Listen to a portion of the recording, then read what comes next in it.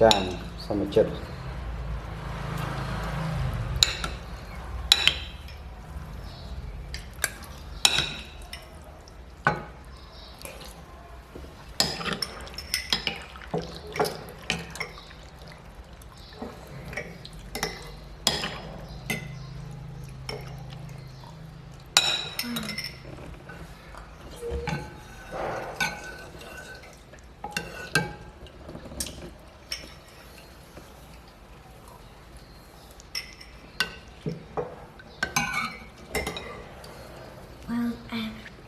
em ngọt đã tỉnh hai ba em biết ngọt đã chờ em biết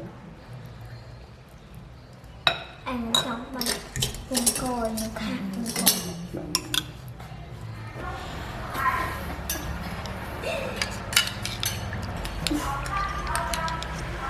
có tay nghe mặt đầu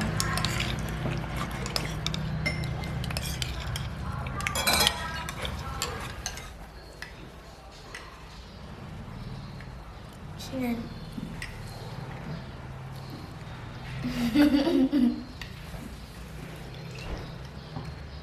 hoạt động mình thì chứ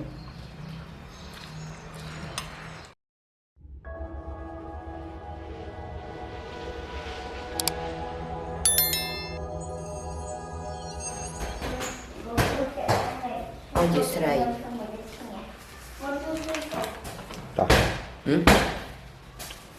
cá chết cắt lên đó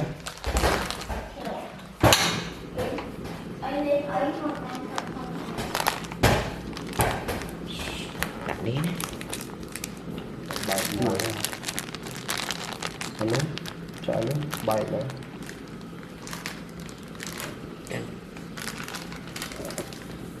anh ông bự đó mà là mồm nó có nè này con năng bây giờ chặt anh co nó mà hao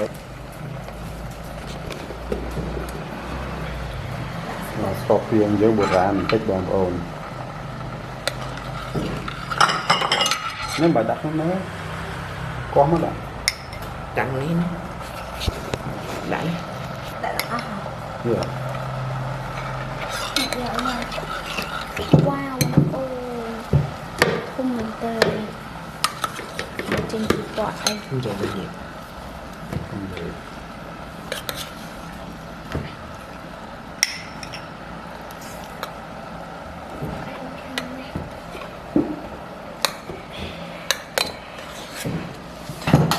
Ủa sẽ bay chan rồi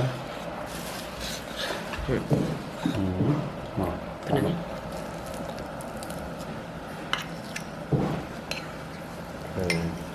chắc có nó chăn nó to chén chứ mà đã biết có ai mà nó dân câu tật có phần năng bom ốm miền đốn cho mùi năng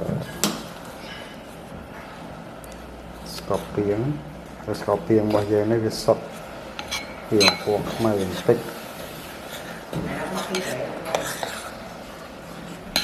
scorpion này kê cho vị đại mà hỏi kê này hết cái tình bị đại mà mỏ sọt nó scorpion so khi nếp xá cứ giờ mình sọt đến rồi thì đó khi đi so ấy to chai rồi đặt này lên chết đặt lên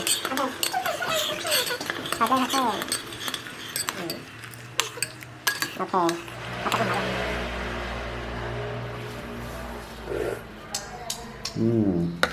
ngắn cái này ta lại dân ok chả lột nhà món chả lột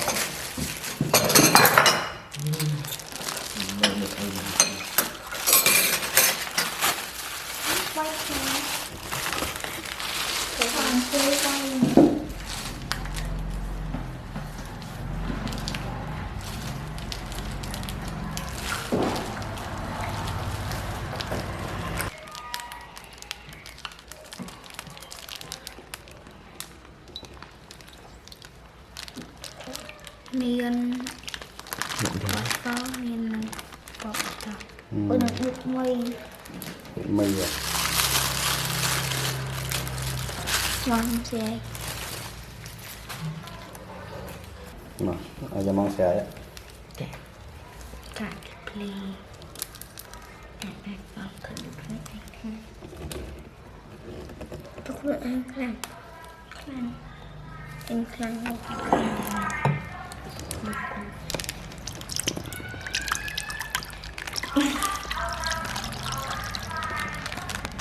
Wow.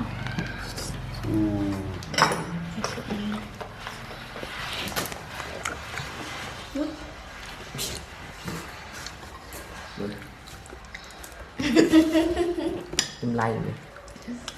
Tầm lại. Có rụng mặn.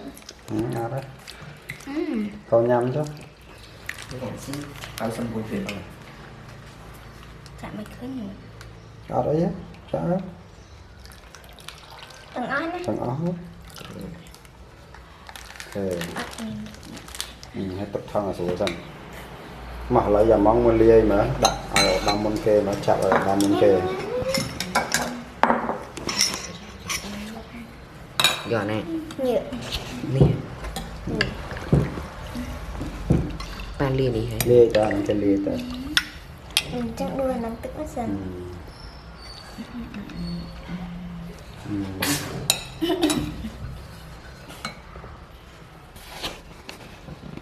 Trong miệng đi. mà đây nó thích có vào đạn nó mệt nhỉ Trong miệng này không.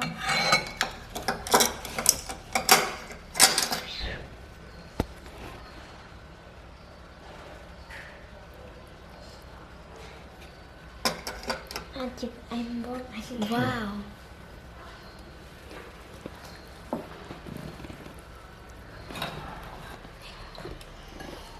chụp Dạ nha.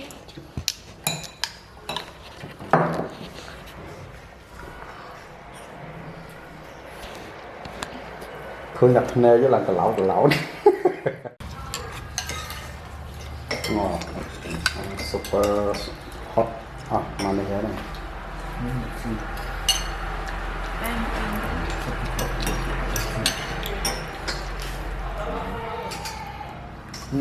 nhanh Ngoại ngoại.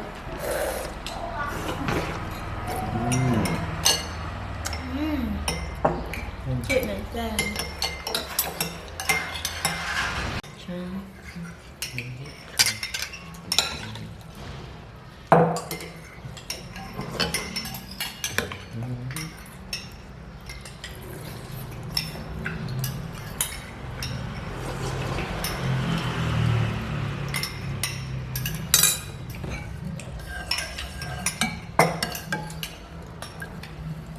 đong cái này bật to thì là đong Tính gạt tốt tốt đấy. đặt bây giờ đặt cha này chết rồi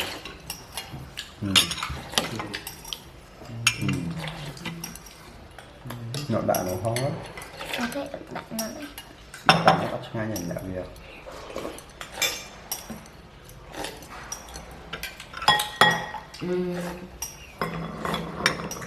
nhọn đạn score ấy còn bạn p còn này bây giờ thôi thì món này Con lại thật được xúc. đạn score á Con nào.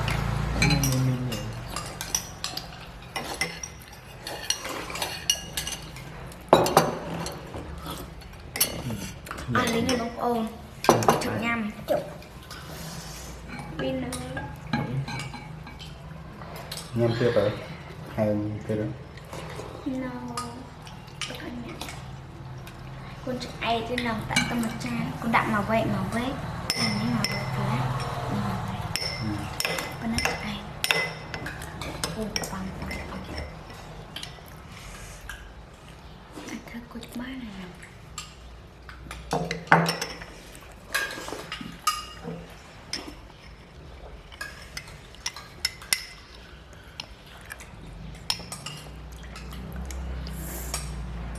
mình lìa nó phải được này màu cái đạn nó chén này màu cái đạn quay chén tới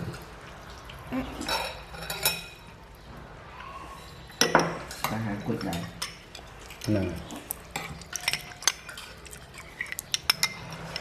bạn tại nó chén tới chén tới lâu chén mình chén Ba. đó con nết nhâm được đó cứ nhâm đặt cột này เออ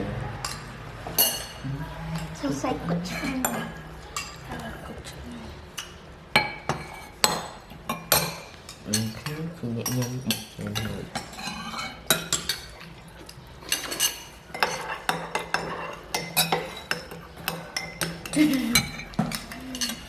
ไล่ปัดไวบีบ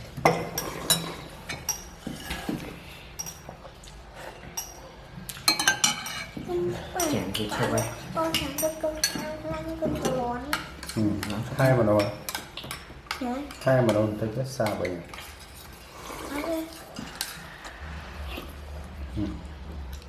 rồi sạch vô tập được rồi ต่อย bật tỏi